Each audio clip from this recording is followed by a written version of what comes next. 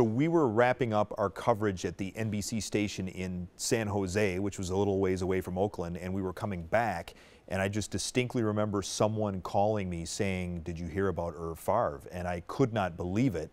So we were staying at the same hotel that the team was staying, and all of a sudden you see people with the team, players, whatever.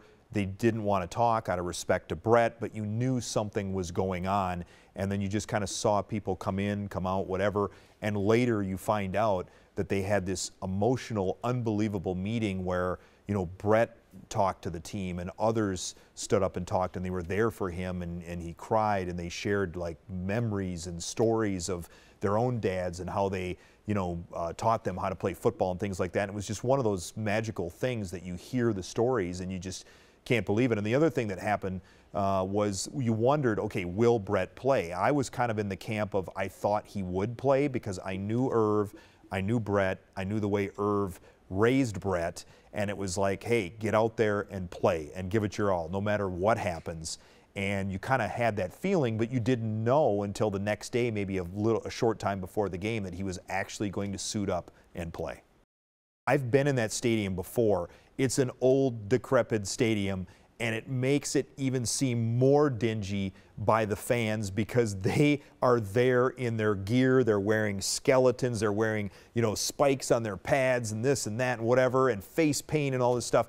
And I was expecting, honestly, some of the most vile things to be said toward Brett and toward the Packers and whatever as they came out of the tunnel. And instead, before the team was even on the field, you saw people with signs, Raiders fans in all their gear looking like they were dressed up for Halloween, and they had signs that said, "We are with you, Brett," or "Tonight we're a Brett Favre fan," or, you know, do your best, Brett, whatever you want to say.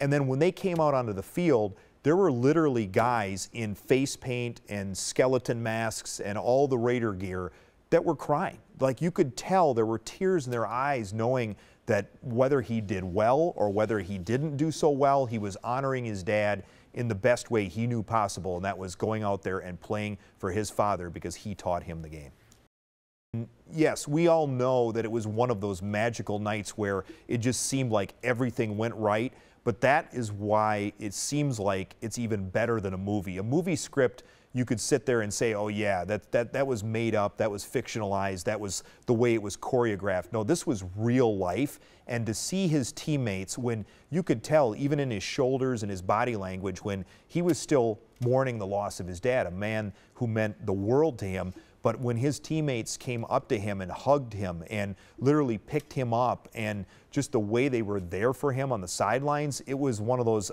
moments where it's a brotherhood, it's a family.